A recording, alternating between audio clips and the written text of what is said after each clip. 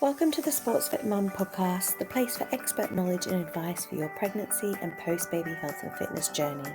If we haven't met before, I'm Marnie, mum of two, health and fitness coach, international athlete and founder of the Sportsfit Mum community. Join us each and every week for lots of motivation and inspirational stories for you, the sport-playing, exercising, loving mum or mum. Hi everybody, welcome to another episode of the Sportsfit Mum podcast. We are here with another guest, and today I'd like to welcome Kez from the Oxfordshire Hypnobirthing. She is a hypnobirthing antenatal specialist. She was my one and only hypnobirthing coach, who I owe the world to for the safe and positive delivery of my recent little baby, Evie Jane. Kez, it's amazing to have you here. Welcome. Thank you. Thanks for having me. Okay, so we've been talking a lot off air and there's a lot to talk about with hypnobirthing, but I think I'm going to start by saying to you, I have just recorded another podcast and YouTube video. It has quite a controversial topic title, and it says, hypnobirthing doesn't work if you don't believe it. What do you say to that? Yes. Well, that is the question, isn't it? Hypnobirthing doesn't work. It's a common misconception that doing a hypnobirthing course, just attending one, will create this particular birth for you. But as you know now, and as I have always known, it's actually you doing the work that makes hypnobirthing so valuable and is the benefit really underlying all of hypnobirthing. It's the work that you put into learning and practicing, without a doubt. Yeah, definitely. So a little bit about my first birth. I wanted, being an athlete, I like to have control. I wanted to have a natural birth. I knew where I was going. I potentially wanted to go in the birthing pool at a midwife-led unit. I did an online hypnobirthing course. I listened to all the relaxation on the way to the hospital. While listening to the relaxation music, I lost my cool. I told my partner to turn the ba off and freaked out throughout the whole labor process in through the birth, and got kicked out of the what they call the calming suite. Oh wow. So I got kicked out of there because it wasn't very calm. So second time round, I was adamant that I was going to have more control, and hence why I decided to do an in-person course with you, which was amazing. And the bit that I love most, Kez, and I'd love you to go into details for the listeners, is the best thing about hypnobirthing is it is actual science. Yeah, it's absolutely what it is. The name hypnobirthing, it's the one thing that I would change about hypnobirthing is what it's called. I think a lot of people get stuck at the name or turned off immediately before actually finding out what hypnobirthing is and what it provides you as an individual and your birth partner, and also your care providers. If you go in with some knowledge, it's helpful for them as well. But yes, fundamentally, hypnobirthing is science. It is a full and comprehensive antenatal preparation program, and it covers the body during pregnancy, during labour, during birth, the hormones at play, the sort of environment that the human body needs to safely give birth, because ultimately we are just mammals. And, you know, while it seems silly saying it out loud, we're the only mammal that questions our ability to give birth. No other mammals do. So it's really sort of going back to basics, learning about nature, learning about our bodies, a lot of which really I believe should be covered in much earlier years in school. We should not get to sort of 20s, mid-20s and not understand how our bodies work during labour and birth. But yeah, once we can understand how the body works and how it functions and what it needs, we can then look at putting tools in place, which is where the hypno bit comes in, but the actual practical tools and coping methods to keep our body as calm and as relaxed as possible so that birth is more comfortable and effective. Yeah, and I remember part of the course, there's two key things that stood out for me when we think about science. And one was you telling us a story that potentially if a woman happens to unfortunately be sedated or maybe on life support, that they can actually still give birth. Yeah, the body will just do it. Yeah. That's crazy. When you take your mind out of the process, your body will naturally give birth. Yeah. So it's either harnessing the power of the mind and its connection with the body so that it doesn't interfere, or actually just removing the mind completely and taking your brain somewhere else so that your body is left to just get on with it.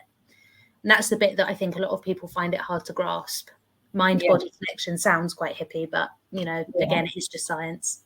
Yeah. Well, the crazy thing is that, that sounds too hippie for me. And I definitely, and we'll talk about this a little bit later when we talk about myths of hypnobirthing. But yeah, I don't think I ever got that. But I still had such a positive experience because I felt in control and I knew what my body was trying to do. The pain that I was feeling was because I knew the science behind it.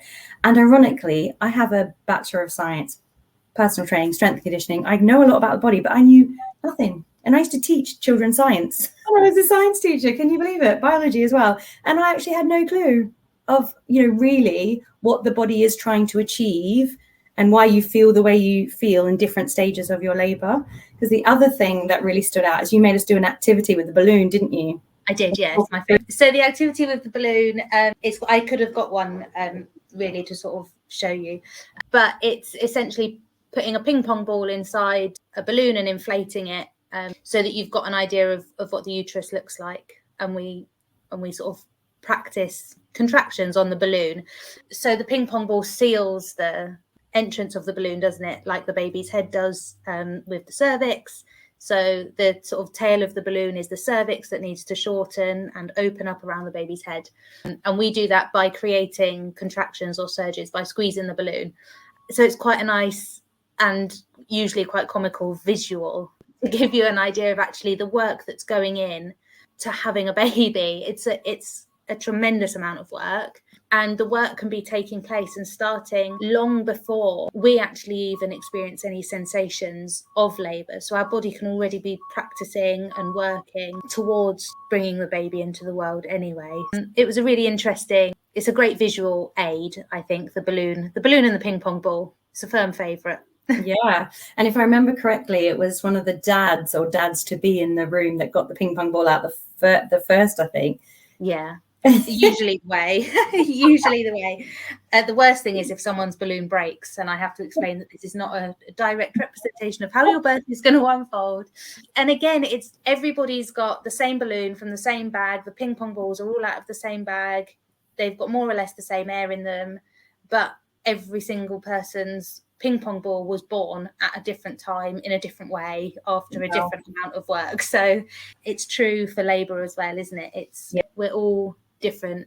We do not gestate for exactly 40 weeks. Once our waters have broken, it might be more than 24 hours before the baby's ready to be born. There's a lot of things where we're put on timescales to have babies. And we like to be put on timescales as humans. Naturally, it's what helps us feel in control. But unfortunately, labour and birth is one of those few things that you just have to leave to do in its own time and happen in its own way. Yeah. Okay. There was one other thing that stuck in my mind there was plenty, but I think this for our audience being a sports related podcast. In hypnobirthing, contractions are called surges. Yeah. And we know the uterus is a muscle. So can you talk us through the different stages of labor and what the muscle has to actually do and why there's a difference in pain at different stages? Yeah. So in the sort of early phase of labor, the uterus muscle, there's sort of two main layers of muscle. The inner layer closest to baby is horizontal muscle, and the outer layer, which is closest to our belly, is vertical. So in early labour, it's the vertical muscles that run all the way down and over the uterus, down to the bottom of the cervix. And the surges pull up. So they pull all the muscle and then repeat that to soften and shorten and open the cervix. Then there's a stage called transition, which is usually when we release a bit of adrenaline. We declare that we can't do it, don't want to do it anymore, and try to walk out of the room. Quite often that is the bit that is filmed and put in TV programs to make us feel really confident about what birth looks like. And then there is birth, which is when the inside horizontal muscles then work. It's called the fetal ejection reflex. Much like vomiting or pooing or sneezing, it's a natural reflex. It's uncontrollable, and your baby will be birthed by your body. Your body will do it. So it's about what we can do to help manage the different sensations at each different stage, navigating transition without completely losing the plot and knowing that we're safe, and working with our body to make sure that there's good blood flow, because the uterus is the most powerful muscle by weight in the human body. Wow. And as you know, certainly you know as a sporting person, that if you restrict blood flow to a muscle that's trying to work, you're going to experience a lot of pain. And so ultimately what we're seeing in a lot of births with people that aren't in control, they're not breathing well, there's not good oxygen in the blood, there's not enough blood flow to the uterus struggles to work, it causes pain, and so you enter a cycle effectively of fear of the pain. The fear causes the tension causes the pain, and you just go round and round.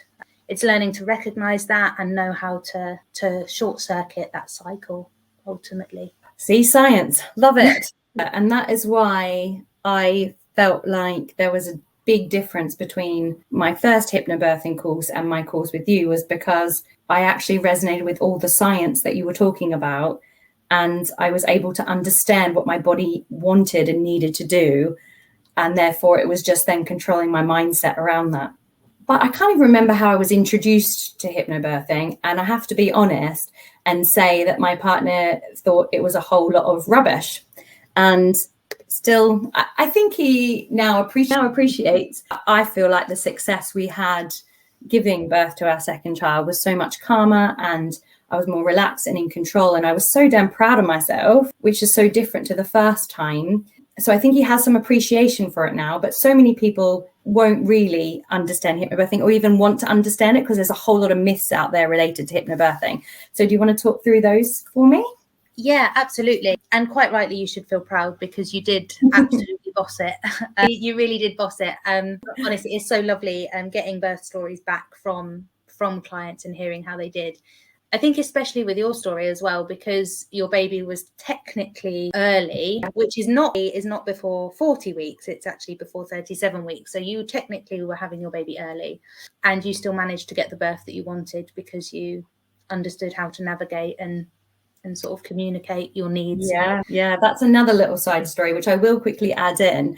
Because you had given me so much confidence in my ability, and I knew the science around, and yes, my waters broke at 36 weeks, so it was technically early, and it was. And you know, Evie had a bit of jaundice for the first 2 weeks, and I've since taken her to a chiropractor and an osteo, just because she had quite a bit of trauma, not so much the birth as it was a water birth, but after, due to her jaundice. She did come out early. At least another week inside would have done her wonders, but my body couldn't do that, so I birthed her. But because you gave me the confidence to question around, when I went into the hospital, I was told to be gone straight to the delivery ward and be laying on a bed and being monitored.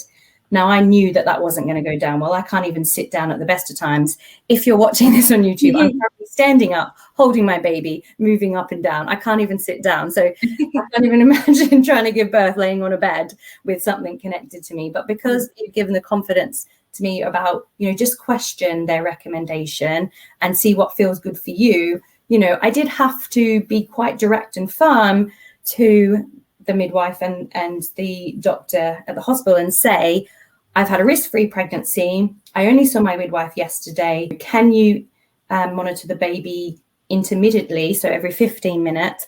And I would like to go to the midwife-led unit, please. They recommended quite a few times that wasn't the case, but I kept firm and I ended down there. The midwife down there was amazing. She was firm, and she said, I'm only giving you 4 hours to get into established labour. And if you can't, then you will need to go to the delivery ward. But, you know, I said, no worries, put in my earphones, you know, had my playlist. It wasn't actually a hypnobirthing playlist as per recommendation. It was my pump up playlist. Yeah. Got myself in the zone, had a bit of food, then when I started to feel the surges, I started to feel my body was definitely getting ready. That's when I put on my hypnobirthing tracks that I had picked out and made a playlist for, and a bit of gas and air, some Swiss ball action, a bit of telling my partner off here and there, jumping in the birthing pool. That phase that you talked about, the intensity bit of that phase, definitely told my midwife, Liz, that I couldn't do it. Yeah. And she was like, and I remember this, and we remember this for a long time. She said, that's not true. You told me you could do it. That's why you're here. I was like, God, I did too. Yeah, I told her I could do it. And now you're taking that back. No. And luckily had that birth. But like, you know, I said before, I needed that knowledge from the hypnobirthing course to allow me to have that positive birth experience that I had. Yeah, absolutely. Yeah, and how different it could have looked if you hadn't have known to ask or to push to be in the midwife-led unit, if you were sort of, I don't want to use the word tethered, but if you were sort of monitored, strapped up and led on your back, that can have the effect that can have on its own. Just being monitored and being led on your back is really counterproductive for your body when it's trying to labour. So I think it's worth also saying, like, if at any point, and I was really aware of this, at any point, if the monitoring wasn't going well and the baby was in stress, then absolutely, I would have put my hand up and said, okay, what do you recommend from here? You know, I don't want to paint this picture of it's all, you know, roses. If something was wrong with the baby, then of course. But I was given the opportunity, because I knew the knowledge, to stand and say, actually, can you just monitor the baby every 15 minutes while I'm on the Swiss ball or in the water or whatever, so that I can feel like I'm in control of this birth and that my body can do what I know it's capable to do. Absolutely. And that is the thing, isn't it, as well, that, and this sort of does bring us on to the myths of hypnobirthing, is that one of the biggest misconceptions is that hypnobirthing is to avoid hospitals or intervention or pain relief or drugs or, you know, cesareans. And actually it isn't the purpose at all. The purpose of hypnobirthing is to empower you to not only trust your body, but to know how to navigate the maternity system. We know that there is huge understaffing issues, huge underfunding issues. We will not go into the politics of it. There is a real situation occurring within the maternity care system. The NHS in general is under an enormous amount of strain.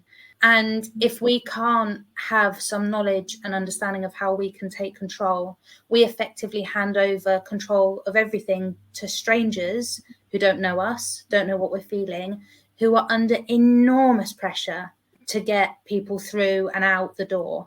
And when you put pressure on birth and you put pressure on the human mind, it affects the body, it affects the labour process. And so the cascade of intervention is likely to follow. And it's about avoiding that if it's possible, preventing it if it's possible to prevent it. But if you are going to go down a route where there is going to need to be intervention, perhaps inductions, pain reliefs, epidurals, so instrumental or theatre deliveries, it's really important that the parents, the mum, the birthing person are at the centre of the care, and that they're in control and making the decisions at all times. And I've always said, to try and get people to understand the value of that, is you could have two identical birth stories, both perhaps induction births, both with the full cascade of interventions right the way through to an emergency or unplanned cesarean at the end. But mum A went in with no knowledge, no education, no understanding of risks, benefits, how to ask questions, how to sort of move her body, how to breathe, how to stay calm and relaxed and in control. Birth partner, again, useless, doesn't know how to support, watching their loved one really struggling and them struggling themselves. And it can be quite damaging mentally for a loved one to sort of spectate. So that could be mum A, and mum B is empowered. She knows to ask questions. Yes, I'm happy to go down the route of induction. What's involved? What are the risks? What are the benefits? Yes, that feels like a good option for me. And then again, if there's another step of intervention needed, or we're getting to the point where, you know, baby's becoming a bit distressed, we're discussing an unplanned cesarean. Okay, what are the risks? What are the benefits? How can I make this a really positive experience? Can I use my breathing? Can I have music? Can I use aromatherapy in the theatre? All these small details, and a birth partner who is also empowered and able to create and protect that safe bubble. Those two experiences, both those people are coming away feeling very, very differently, even though the birth is very similar. So it isn't about having no medical intervention at all. It's about being in control of the decision-making process, so that afterwards you can come away and look back on it positively. It's not just about coping with birth itself as it's happening and managing it well, but being able to look back. It's a day we're going to be reminded of every single year when we celebrate their birthday. And what we don't want to do is be triggered and remember the feelings of what that day meant for us. It needs to be a really joyful day, and it should be a really joyful and memorable day, even if it isn't the birth that you had set out to achieve to begin with, your experience. And another myth, and relates to the example you just gave, so birthing person and partner B who did educate themselves. How many clients do you think that you have served that you think actually get into a hypnotic state while giving birth? Because it's hypnobirthing, right? Yeah. So obviously the hypnobirthing is hypnosis, self-hypnosis, which is a really deep state of relaxation, a deep meditative state where our brain is really at ease, our body's at ease, things are easier generally. But actually, in terms of the number of people that actually reach that state in labour, it can vary. You know, you've sort of openly said, oh, I didn't reach a state of hypnosis, but actually it wasn't the hypnosis that I needed. It was the knowledge and the confidence. In my first birth, I didn't reach a state of hypnosis at all. Obviously, since having my baby and now with another one on the way, my practice, my knowledge has all increased anyway. So it'll be very interesting to see what happens for me this time round. I do believe that the hypnosis is a really key part of it, if it's something that is important and that you benefit from. And you'll know if you're going to benefit from it, because you will benefit from it in pregnancy when you're practicing. When you're doing your practice, you will feel your body ease, you will feel your muscles just sort of melt away, and you will feel your mind not sort of ticking over and worrying about all the little niggly what ifs in the background, because the education deals with those what ifs. And if or when a what if pops up, you know how to rationally sort of dissect that and put it to bed, if you like. So actually, it's not something that I tend to ask clients once they get back to me about their births. It's not, I don't often ask, or they don't often say whether they were or were not in a state of hypnosis. But I do know that for those that do use it, it's really beneficial. But again, for me, hypnobirthing, it's so much more than just that. Like, you can't just go and lay down, shut your eyes, put on some nice music and have a perfect birth. You have to understand the science. You have to understand and be able to use the practical tools. There's lots of different elements that all come together, that if there's a piece missing, it all doesn't quite fit together so well. So it's good to have it all, to then be able to use the bits that are useful for you. So yeah, the hypnosis part is tricky, because my approach, while it's included in the course, it isn't the key focus of my course. Yeah, if that makes sense. Yeah, I think it's really good for people coming and discovering hypnobirthing for the first time, or looking into it deeply, you know, to understand again that, you know, it's not about getting into that state. You don't have to get into that state. It is an element of it. And in fact, your pregnancy relaxation classes that I did, and generally listening and prepping myself with some hypnosis tracks in pregnancy, helped a great deal with keeping my stress levels down. So, you know, it was a stepping stone. Like you said, you need the whole hypnobirthing package, and don't get hung up. So if you're listening to this, don't get hung up on the hypno part of hypnobirthing. No, absolutely. As you said, even just taking time out every day or every other day to have 5-10 minutes, half an hour if you can, of actually just chilling out, closing your eyes, doing some relaxation. Even if you don't use that during labor, it's a wonderful tool to have during labor if you feel you need it. But in pregnancy, the benefits of that in pregnancy are just endless. It just lowers our stress hormones. It regulates our blood pressure, our heart rate, our breathing. If we're releasing adrenaline and cortisol, those stressor hormones, our baby's receiving them too. So it's really important that we stay as calm and as relaxed and as comfortable and as safe as possible through the whole journey, for us and for the baby. Yeah. So funny you said that. I remember when you telling me the first time, I just looked at you and laughed.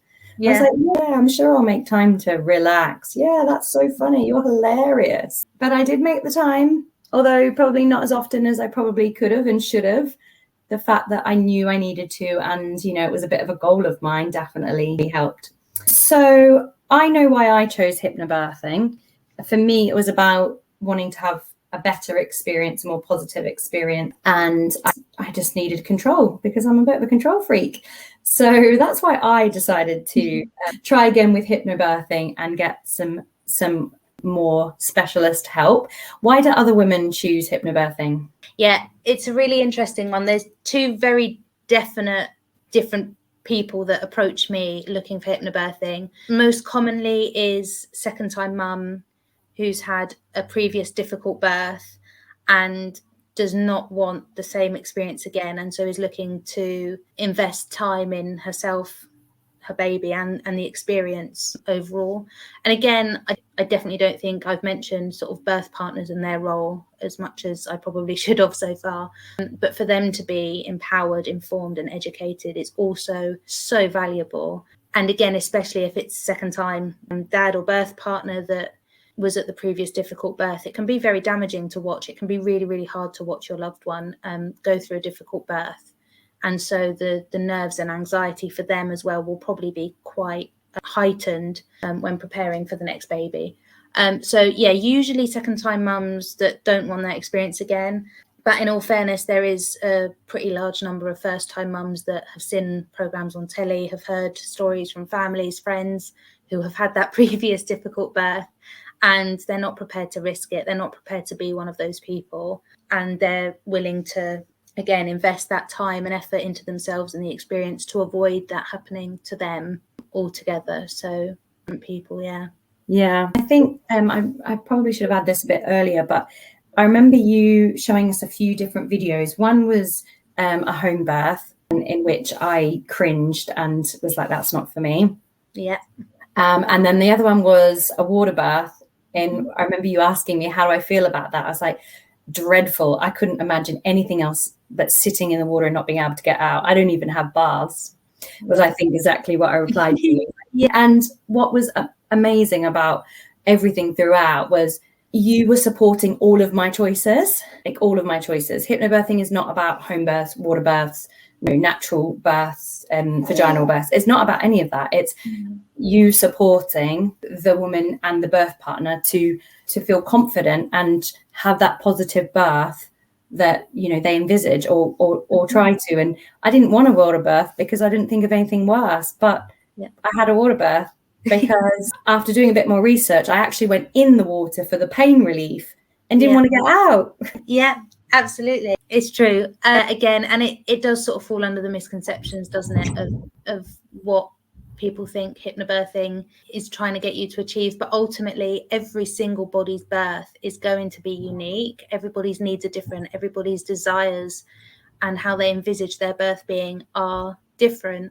So it's really important that every person feels empowered and feels comfortable with their decision. There's no chance that I would have said to you, Marnie, you're not going to be any good at hypnobirthing if you don't get in the water. It's not about being good at hypnobirthing, and it's not about being in the water. It's about using your tools and finding your comfort zone and managing it in your way, which might be different to the way that I'd done it, or different to the way your midwife might have done it, or your person next door. Everybody's different, and I believe everybody has the right to feel completely empowered in their choice, regardless of how that looks. Amazing. Okay, let's finish off with your birth story for baby number 1. You are due soon. When is your due date? It's late July, early August. I haven't disclosed a date. Good. Because we know they're notoriously inaccurate. I can tell you the date that they're most likely not to arrive. The date you're given. The date I've been given. So late July, early August is when we're expecting the baby. It's really exciting. Yeah. So I'm definitely going to get you on again, and then we can compare both birth stories. But do you mind sharing a little bit about your first birth story and maybe how that kind of led you to starting Oxfordshire Hypnobirthing and training and being where you are, helping clients every single day have positive birth experiences? And honestly, you change people's lives with what you do. It is amazing. Thank you. I'll cry. So my journey started when I discovered I was pregnant with my son, which was summer of 2019. And immediately, as soon as I found out I was pregnant, I sat on the floor over there in the living room in floods of tears. I wanted a family. I knew I wanted a family, but the process of getting there, being pregnant, and going through labour and birth, for me, all I remember feeling and saying was, it was like being put on a conveyor belt. And like, it sounds really morbid, but like, life can only end with death. There is no way out of that. And for me, there's only there was 2 ways out for the baby. It comes out of my vagina or it comes out through my tummy. And I'm not happy or okay with either of those choices. I don't want to do it. I don't want to give birth. I don't want to go through labour. And while it's quite comical looking back, I actually did have a fairly serious mental health breakdown over the course of a few months. The first 6 months or so of my pregnancy, I wasn't able to enjoy. I was feeling extremely overwhelmed and got to the point where I wondered if actually I could continue with life at all if I had to give birth. And so I did hit a pretty extreme low, which obviously was no good for me. It was no good for the baby, which obviously I didn't know as much then. And it was no good for my husband. He was so excited to be a dad. He was so excited to have a family. And he was just watching me sort of fall apart and wish my life away. And it was a family member who sort of mentioned hypnobirthing. Oh, you should look into hypnobirthing. It's really interesting. It's meant to be great. And like so many other people, I literally rolled my eyes at her and I was like, hypno what? Yeah. I don't think so. It's not for me. But actually, we came home that evening from the family gathering and it was my husband that said, oh, what was that hypno thing that your cousin was telling you about? And I said, oh, I don't know, some hippie shit, probably. Excuse my language. So he Googled it and we Googled it. And as soon as we started to look a little bit deeper past the name, it became quite apparent that actually this could be quite beneficial. There were some positive birth stories and there was quite a lot of evidence. I quite like a statistic. There was quite a lot of evidence to back up the power of knowledge. And so we bought a book and it was an excellent book and I still have it and I use it and I recommend it all the time. We read that. Well, we didn't read it actually. We listened to it on Audible on our honeymoon, mostly, bizarrely. And the more I listened and the more I learned and the more I realised how logical it all was and how practical it all was and how much sense it made, it was then that we decided that we would book a full course, a private course with a human, with an actual hypnobirthing teacher. So for 4 weeks, when we got back from our honeymoon, for 4 weeks, we attended these classes. And I honestly, hand on heart, if someone had said to me, especially before I discovered the hypnobirthing at all, if someone had said to me, this is going to change your life, you are going to feel excited to give birth, I would have laughed in their face. I would absolutely have done literally rolling on the floor laughing. You obviously don't know me. There's no way this is going to be enjoyable and I'm not excited. But I came away from my very first class feeling very, very excited. I felt really empowered and it all just made sense. Everything just sort of fell into place. Once we started learning and actually talking and opening up about what we were hoping for and actually all the things that I was most scared of, I didn't need to be that frightened of at all because statistically the chances of them happening were pretty slim.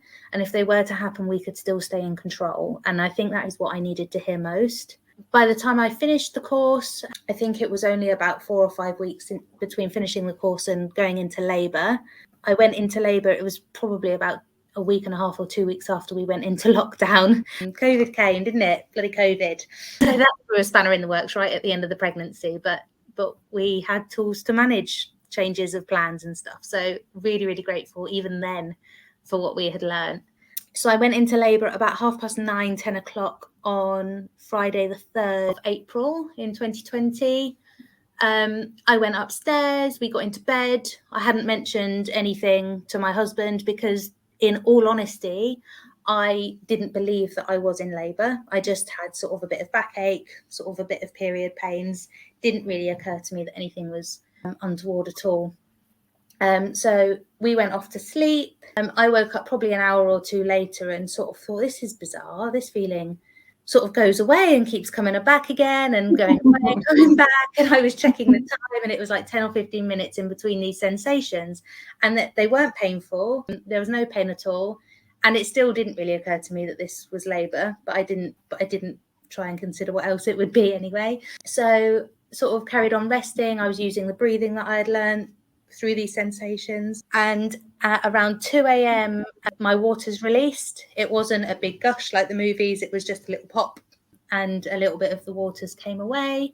Woke my husband, and up until that point, we were all pretty good. We were planning or preparing. We'd prepared for a midwife-led unit birth in Wallingford, but it looked like there was some meconium, which is baby's first poo, in the water. So at that point, because of the knowledge that I had, I already knew that the birth centre was probably pretty much out of the question and that we'd be in the hospital. So that didn't really come as too much of a shock or a surprise, because I understood what that meant. And I knew how to navigate that change calmly and confidently. So we were on the phone. My husband was on the phone while I was labouring in the living room for another sort of hour and a half, 2 hours before we made our way into the John Radcliffe. My top tip, if anyone wants one, is to make sure you know where your car keys are, because we had to spend about 45 minutes looking for the car keys when we should have been on our way to the hospital. And believe it or not, and you couldn't write it, they were on top of the car from where we had practiced fitting the car seat the day before. So on the Friday in the day, we'd practice fitting the car seat. So there you go. Top tip, make sure you've got keys handy, keep them somewhere safe. So we got to the hospital at around 4:30 a.m. We were in triage. I had a pad in my knickers to check the waters, waited for a midwife to come and check that.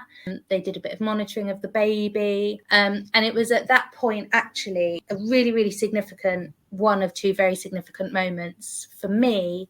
She asked me to hop up on the bed and lay down, and she strapped me up to a monitor.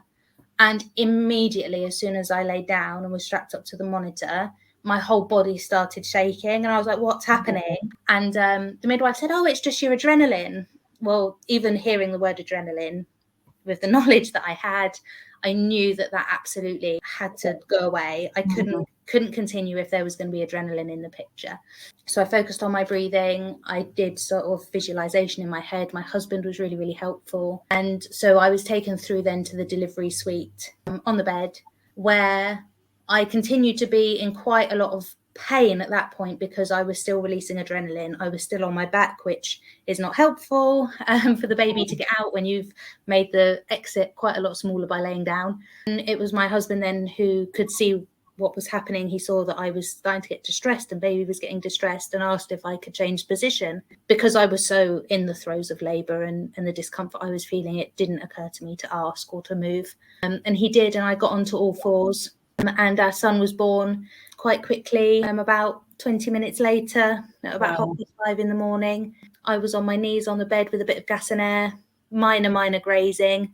So yeah, not the birth that we had planned, but a really, really empowering birth that, had I not have known what adrenaline meant and continued in that cycle, would have led to more interventions, because my body wouldn't have been working effectively. And if my husband hadn't have recommended that I change position, again, baby would have had some trouble getting out, because our pelvis isn't meant to be squashed flat to a bed while we're giving birth. So two really poignant moments that I think the birth would have turned out very differently if we didn't have the knowledge that we did. And I look back on the birth so proud of myself, proud of my husband, proud of my baby, who's nearly 2. So it was just amazing. And once I discovered that actually those tools made the difference, they were the difference, I have to share this. People have to know this. Like, I had no intention ever of working in the world of birth, especially when the thought of pregnancy and giving birth made me want to end my own life. And now I've dedicated my life, and dedicating my life to sharing this knowledge with other people, because I just think it's so powerful. And if I can experience such a huge change, so many others could too. And it's really available for everybody. The knowledge is there.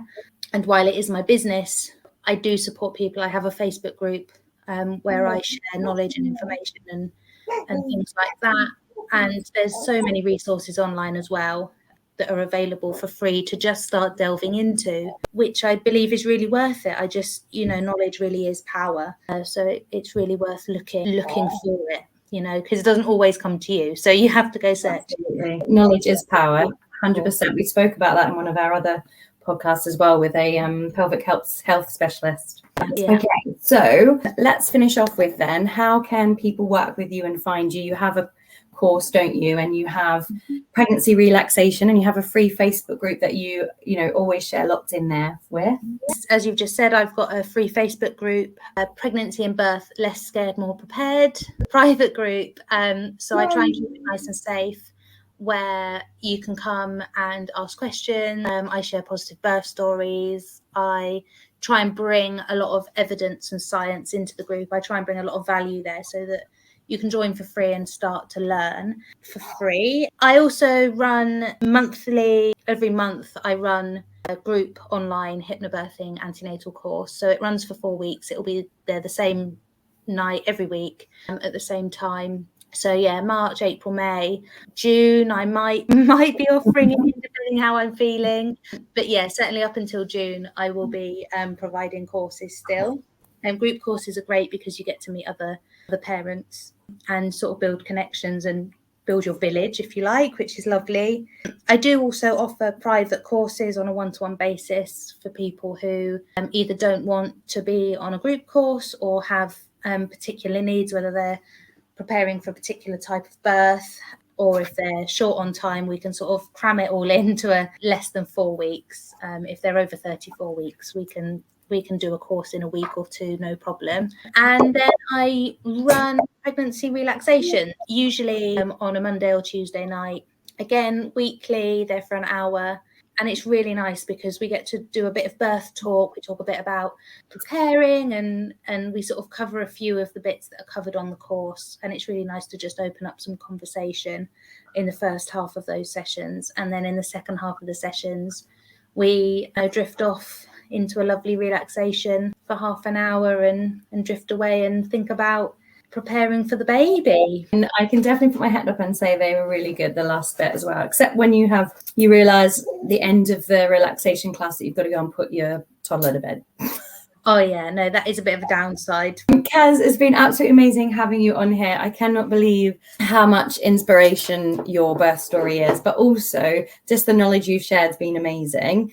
I like to finish each podcast with 2 questions. Yeah. So my first question to you is, what advice would you give your non-mum self now that you know what you know? I would tell her, you've got this. Yeah, you've got this. And ask for help. Don't be afraid to ask for help. I think that would probably be my key bit of advice. Maybe not so much for pregnancy, but certainly after having a new baby in the postnatal days. I think we find ourselves under a lot of pressure to just get back into life and pretend that nothing's happened. Keep on top of the housework and, get our figure back and be cooking and cleaning and mum looking after a newborn. And I definitely think asking for help and being kind to yourself is really important. Okay, and what's your favourite thing about being a mum? Oh, just watching the chaos unfold, I think. Watching a brand new human grow and learn and develop their own character and personality, and just watching them piece it all together and letting them learn themselves. I think although hard, and although there's times when you might shut yourself in the bathroom for 10 minutes and have a cry about it all while they're on the outside knocking. I really think it's a lovely, lovely privilege to watch new humans really learn themselves and develop their characteristics and personality. I think it's great fun. Yeah, definitely. And it's also great when, I don't know if that's great, but when you see the same personality traits in your child that you've got, you're like, oh gosh. Yeah, you're like, oh no, that's great. Exactly. It's been so awesome. Thank you so much again. I'm going to pop all the details of how people can follow you and learn from you in the show notes. We're going to have you back for the next series once you've had baby number 2, and we can compare birth stories and we can see what else is going on in the world of the Oxfordshire hypnobirthing. So thanks so much again. Such a pleasure. Thank you so much for having me. It's been great fun. Thank you so much. Thank you for listening to another episode of the Sportsfit Mums podcast. It's awesome to have you along. If you would like to join our community, follow us on at Sportsfit Mums on Instagram.